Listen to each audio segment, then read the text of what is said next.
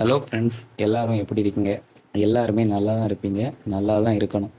இன்னைக்கு இந்த வீடியோவில் நம்ம எதை பற்றி பார்க்க போகிறோம்னு பார்த்தீங்கன்னா, நம்ம வீட்டு தோட்டத்தில் நம்ம மாடியில் கோழியவரை செடி, புடலங்காய் செடி, பீர்க்கங்காய் செடி, பாகற்காய் செடி, அப்புறம் பைத்தங்காய் செடி எல்லாமே படர்ந்து இப்போ அடிக்கக்கூடிய மழைக்கு சூப்பராக தழுவுலாம் சூப்பராக வருது. அவ்வளோவுமே பார்த்தீங்கன்னா நல்லா பிஞ்சு போடுது, நிறைய பூ பூக்குது, நிறைய காய்கள் கிடைக்குது இந்த செடிகள்லேருந்து. அதுவும் கோழியவரை செடியில் வந்து சொல்லவே வேண்டாம். அவ்வளோ தூரத்துக்கு மல்லிகை மொட்டு மாதிரி நிறைய பூக்கள் பூத்திருக்குது. இந்த பூக்கள் எல்லாமே பார்த்திங்கன்னா ஒரு பூக்கள் வரை வேஸ்ட் ஆகலை. அவ்வளோமே பிஞ்சுகள் பிடிக்குது. அந்த பிஞ்சுகள் எல்லாமே நல்லா விளைஞ்சி நம்மளுக்கு சமையலுக்கு நம்ம அதை பயன்படுத்துகிறோம். ரொம்பவே டேஸ்ட்டாகவும் இருக்குது. அதுவும் வீட்டில் நம்ம வளர்த்து அதை சமைச்சு சாப்பிட்றதுங்கிறது ரொம்பவே உடம்புக்கும் ஆரோக்கியம். நம்மளுக்கும் ஒரு சாப்பிட்றதுக்கு ஒரு தோணும். அவ்வளோ தூரத்துக்கு ஒரு ஃபீல் ஆகும்.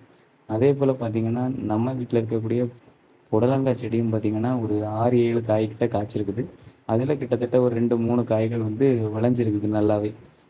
அதுலேருந்தும் ஒரு புடலங்காய் இன்றைக்கி பறித்தோம். ரொம்பவே மனதுக்கு இனிமையாக இருக்குது. இது போன்ற வீடியோ உங்களுக்கு பிடிச்சிருந்தா மறக்காமல் நம்ம சேனலுக்கு சப்ஸ்கிரைப் பண்ணுங்கள். நன்றி.